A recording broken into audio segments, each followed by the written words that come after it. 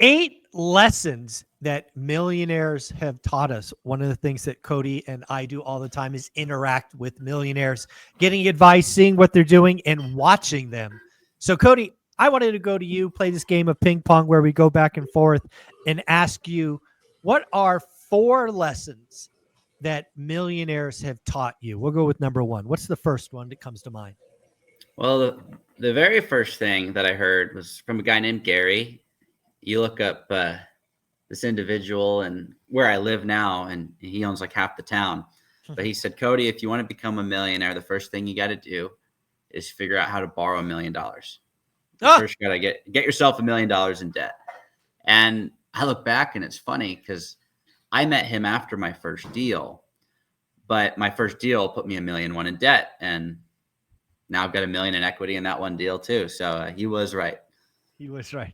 That's amazing. That's a great way to look at it. The first thing that comes to mind of all the millionaires and multimillionaires that I speak with almost daily is all of them became millionaires because of one thing, right? Were they stocks? Were they businesses? Were they real estate? They had their domain of expertise and they were frankly unbalanced. We're not talking balanced individuals or diversified or 7 streams of income or any of that nonsense. All the millionaires that I know got there because they got laser focused on unbalanced on one vehicle. Yes, today they might be diversified, they may have multiple streams of income, but they didn't become a millionaire because of that. That's the first thing that jumps out to me. Sweet. Well, I think my next most important one, you don't need money if everyone else pays for your stuff. And I've shared that on my channel a bunch, but it's been true because I've never had any money and I'm starting to get a little bit as things start to cash flow. But in the beginning, you didn't have the down payment. If you get someone else to lend it to you or pay for it, I didn't need the money.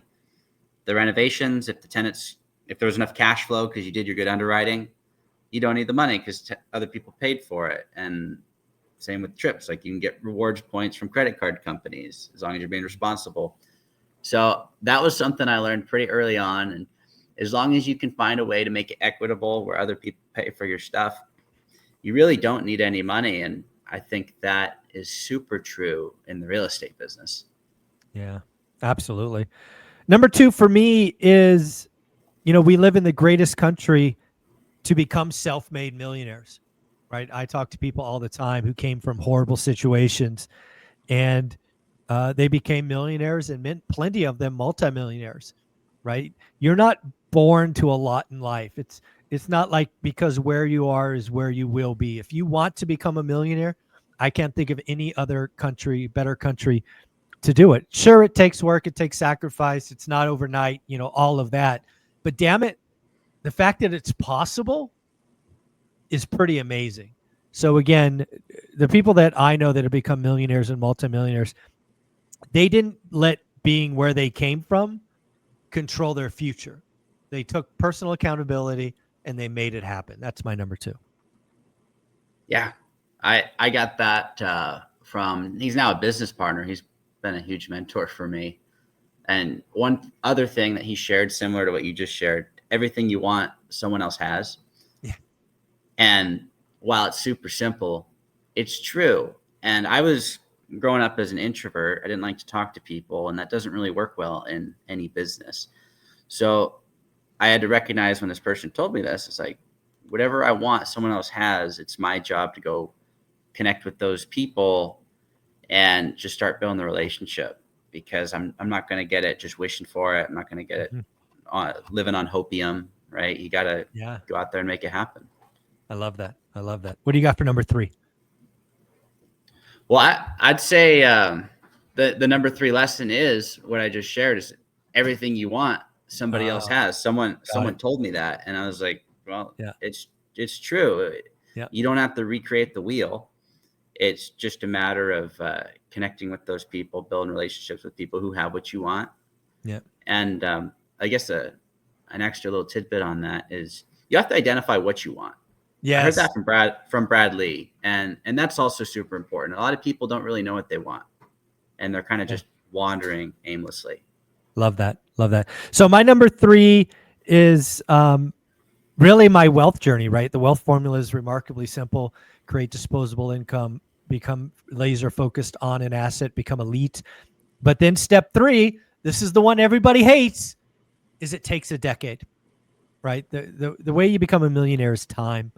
You own assets, you let inflation do its thing. Inflation's a feature, not a bug. And, through owning assets over a decade, your chances of becoming a millionaire are pretty good, whether that's real estate, businesses, stocks, whatever it happens to be. But the missing ingredient in today's microwave society, today's TikTok world, is time. Time. This is a get rich for sure, not a get rich quick business.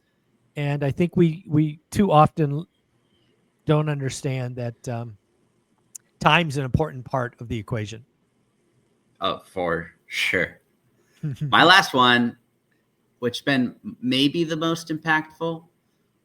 And I'm going to say this is what someone told me, but they said, seek to have control, not to be, in quotes, the guy. And I was, I'm a guy, so that's what they said. But don't try and be the person that is front facing to everybody.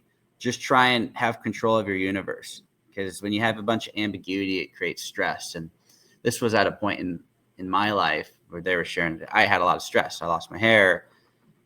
Everything was so tight, had a couple hundred units. That's why I ended up right sizing the portfolio, which is when we started talking a lot more.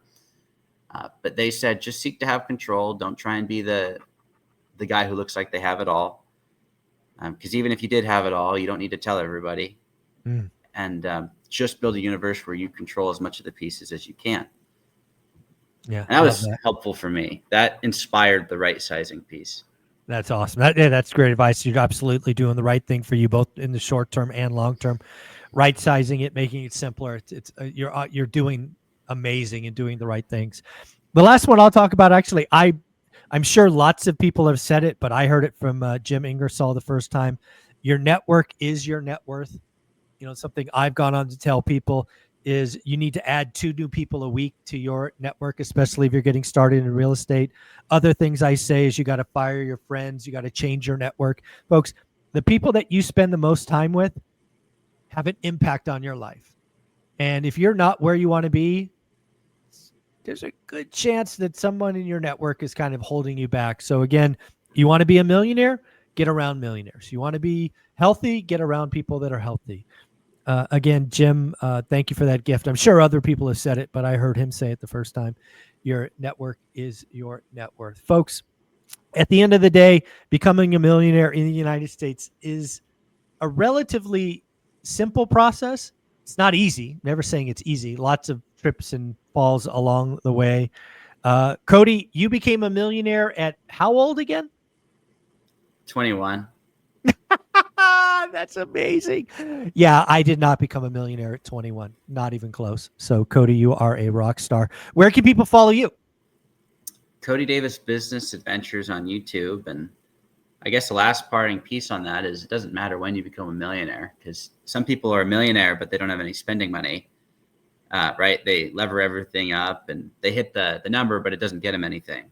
They don't have control of their universe, which was that last piece. So just do what you want that gets you what you want ethically and legally, and I'd say you're good to go. There you go. Cody, you're amazing. Thank you for coming back each week. Absolutely.